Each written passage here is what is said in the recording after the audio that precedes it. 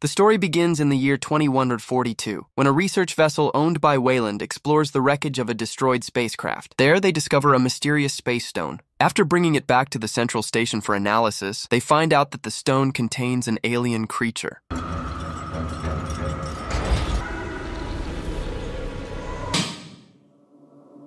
A few months later, the story shifts focus to a girl named Rain, who is awakened by announcements from the mining workers. She lives with her younger brother Andy, who is having breakfast before heading off to work.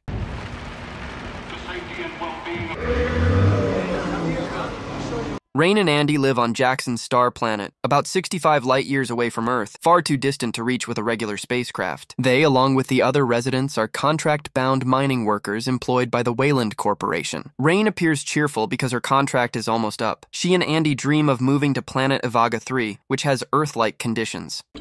I met my quota and I should be free. Fortunately, quotas have been raised to 24,000. Rain is shocked when she's informed that her contract has been extended for another 5 years. Many workers have resigned, forcing her to postpone her dream of moving to planet Ivaga 3.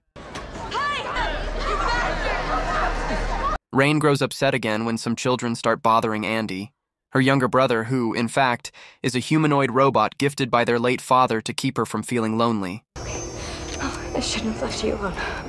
Rain's friends invited him to gather and told him they had discovered an abandoned space station near the planet. They believed there was a cryo-sleep capsule inside and planned to steal it so they could escape to planet Ivaga without waiting for their work contract to end. 9 years to get to Ivaga, and you can't make that. The real reason they invited Rain was because of Andy. As a humanoid robot created by Wayland, Andy had full access to all company systems. They needed him to unlock access to the cryo-sleep capsule because only Andy could do it. It has a few parts left.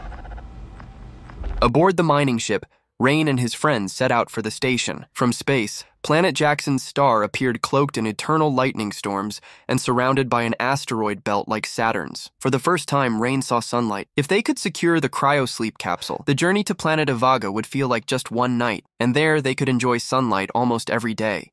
Arc, that's big. What is that? Decommissioned outpost? As they approached the space station, they realized it was drifting toward the asteroid belt. According to their calculations, the station would crash in less than 36 hours. That was the only time they had to retrieve the capsule before everything was destroyed.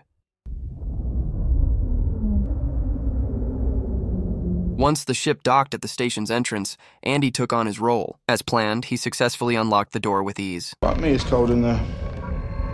What's that? Andy entered the station with two of Rain's friends, Tyler, the calm one, and Bjorn, the mischievous one. Once inside, they realized the station was still equipped with automated security systems, including a gravity generator that turned on and off at random intervals. After exploring the station, they found the cryosleep capsule. However, its power supply would only last for 3 years, while the journey to planet Ivaga would take 9. Bjorn was briefly discouraged, but Tyler came up with a solution. There was a fuel storage room at the end of the corridor. Before heading to the fuel room, Tyler sent the cryosleep capsule out so it could be retrieved by their ship, which was piloted by a woman named Navarro, known for her bald hairstyle resembling Saitama.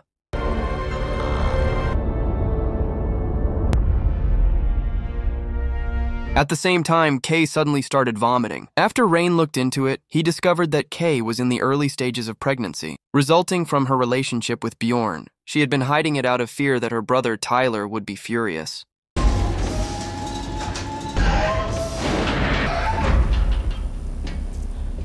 Andy and the others reached the end of the corridor, arriving at a research chamber divided into 2 sections, Romulus and Remus, named after the twin brothers from Greek mythology, sons of the god of war. The fuel canisters were located in the Romulus section, which had once been used by scientists for research. This place gives me the creeps.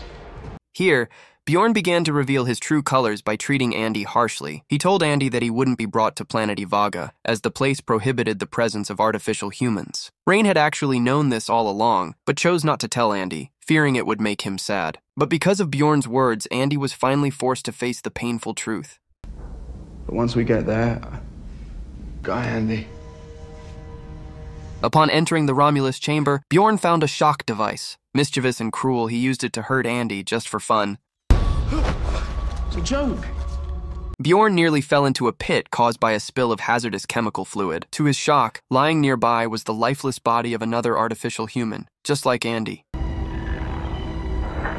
Shit. Soon after, they discovered a room labeled the cryo chamber, a freezing cold area ideal for storing fuel canisters. But just as Tyler and Bjorn managed to retrieve the canisters, the security system activated, the doors locked automatically, and the room temperature began to rise drastically. Andy tried to unlock the door, but failed. In the end, Rain and Navarro had to step in and open it manually from the outside. I think it's in here. Upon arriving at the lab, Rain and Navarro were shocked to see a humanoid lying on the floor. Rain intended to take the data chip from the humanoid and transfer it to Andy so he could open the door. Meanwhile, Navarro found an X-ray device commonly used to view the inside of the body. Yeah, okay. Take it out! While Tyler and Bjorn were still securing the fuel canisters, Andy went to the back and discovered dozens of frozen species. However, the rising room temperature seemed likely to wake them up. Shortly after, Rain arrived with the chip she had successfully retrieved. Tyler immediately installed it into Andy's body. Rain, did I do something wrong? Disaster began when the species woke up and entered the water. Tension rose as Tyler and Bjorn struggled to avoid the creatures trying to leap onto their faces. After Andy woke up and managed to open the door, they quickly locked it from the outside and left the place. One alien jumped onto Navarro's face. As they tried to remove it, the creature's tail wrapped around his neck, choking him. In the midst of the panic, Andy suddenly displayed enhanced intelligence. He explained that the alien was absorbing oxygen through Navarro's body, knowledge he had gained from the memory chip that had just been installed, which had upgraded his robotic system. Andy, do you know how to help her? But there's someone in this room who might. Their only hope was to reactivate the half-intact robot body. Once it was powered up, they immediately asked how to save Navarro. But the robot replied that nothing could be done. The only option was to run and leave as quickly as possible. A seed that will amalgamate with her DNA and rapidly grow out of her. The robot explained that the creature was a parasite called a parasitoid, which was implanting a seed inside Navarro's body. That seed would grow into a xenomorph XX-121, a deadly alien known from the past. Previously, this alien had caused chaos and killed the entire spaceship crew. When security forces shot it, its acidic blood dripped and burned through the floor. Dead, only to trigger its swan song. Shortly after, Rain got the idea to freeze the parasite's tail using a cryosleep capsule's fuel canister. The method worked, the creature detached, and Navarro regained consciousness.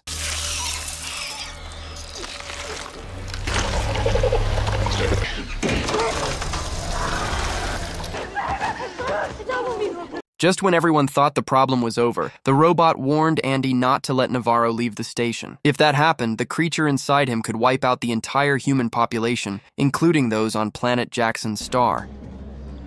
Andy? What's going on? I'm sorry, but we can't let her back on the ship. Andy immediately intercepted Bjorn, who was about to take Navarro out of the station. However, the hot-headed Bjorn instantly zapped Andy with a stun device. Let's go, let's go. Let's go, man, come on. We're gonna go. Bjorn took Navarro back to the ship, leaving Rain, Tyler, and Andy behind. However, Andy quickly got back up and once again stopped them from leaving. The stubborn Bjorn insisted on leaving them behind to save Navarro, who was actually already dying. When Kay woke up and approached, Navarro groaned in pain. Curious about the movement inside his body, Navarro used an X-ray light to examine himself.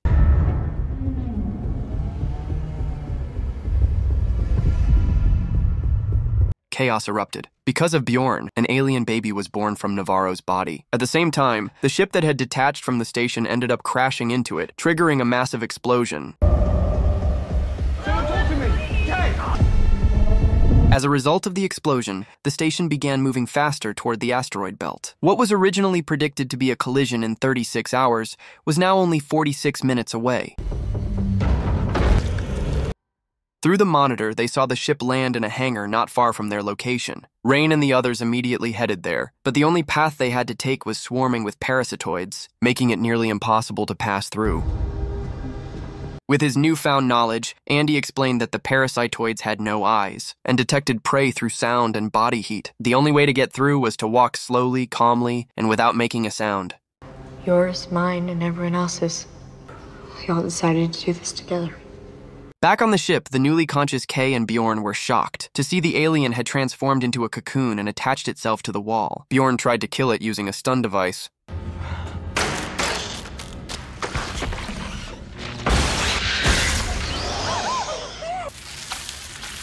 The hot-headed Bjorn became the first victim. In a panic, Kay couldn't open the ship's door and called Tyler, unaware that her brother was in the middle of a critical situation that required complete calm. Kay. Oh my God, Tyler.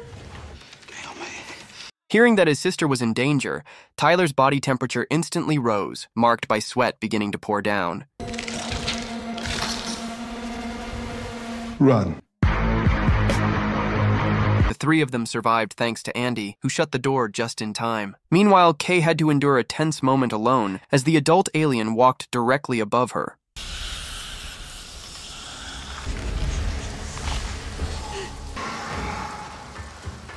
Shortly after the alien left, Andy and the others arrived. However, Andy refused to open the door, saying he didn't want to risk everyone's lives. Even though Tyler begged for his sister's sake, Andy stood firm in his decision. That's the only way to run! Uncertain of Kay's fate, Andy took Tyler and Rain on a fast lift down to the Romulus laboratory at the base of the station to reveal the real truth.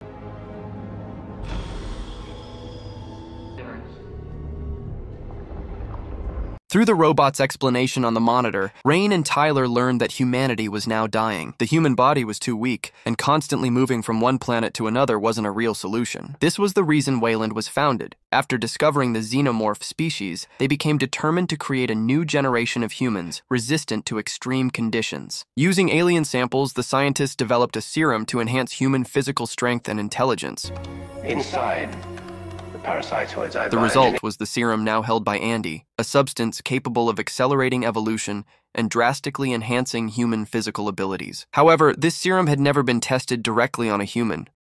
The mission is to take this back to the colony for further development. Open the docking bay doors and set the hauler and autopilot back to the colony. Andy's new mission was to get Rain and Tyler out safely. He handed them firearms, not to be used, since alien blood was acidic and could cause the station to rupture. The weapons were only meant for intimidation, as aliens were also capable of feeling fear.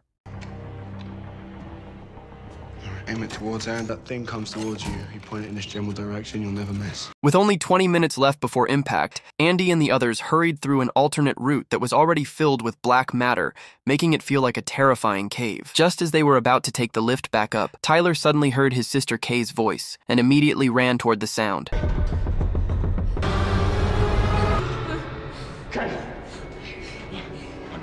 Kay was still alive, but had been stuck to the wall as a potential host. Seeing her dying condition, Andy briefly offered the serum to save her, but Rain stopped him, still uncertain about the serum's effects.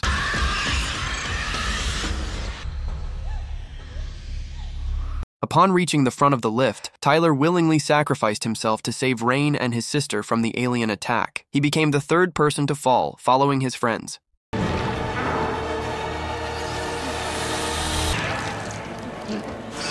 Shortly after, Andy was attacked from behind, causing his body to malfunction. Rain then took Kay up the lift to the upper level, but upon seeing Andy on the monitor, she couldn't bear to leave him alone. Rain told Kay to go on ahead, entrusting the serum to her.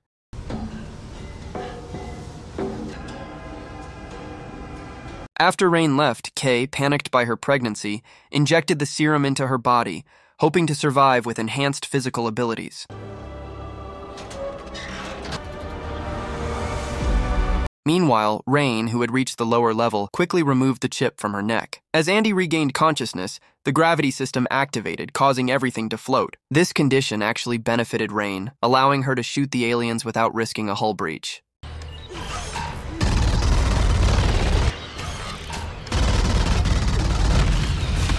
When they reached the lift path, all they needed to do was jump to slide down. However, one alien grabbed Rain's leg, leaving her behind while Andy had already gone ahead. After escaping, Rain faced a new problem. The gravity suddenly shut off, and she fell freely.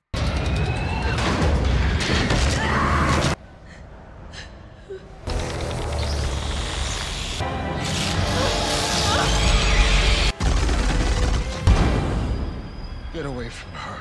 Thanks to Andy's help, Rain survived. They reached the ship just before the station collided. Rain departed first, marking the end of this nightmare.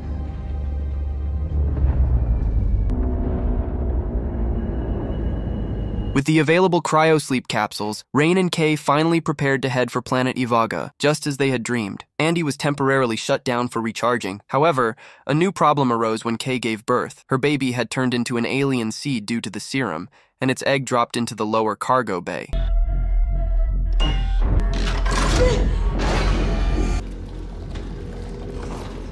When Rain checked the lower deck, the egg had already hatched and its contents were gone. At the same time, Andy automatically reactivated and found Kay in pain beside the capsule. As he turned around, suddenly,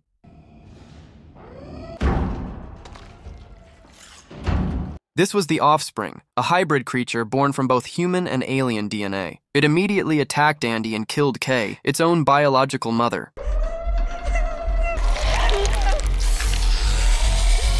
Shortly after, Rain appeared with a cryotube weapon. But instead of attacking, Rain was the one being terrorized as the offspring slowly crept toward her.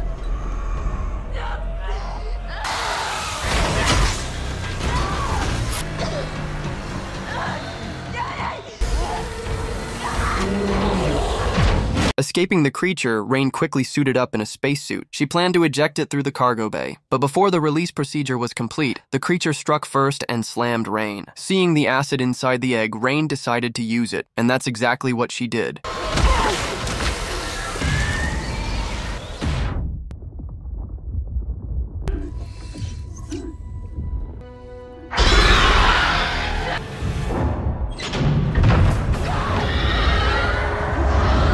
After it was all over, Rain entered cryosleep alongside Andy, who was still in shutdown mode. She promised to repair him once they arrived on planet Ivaga 3 9 years from now.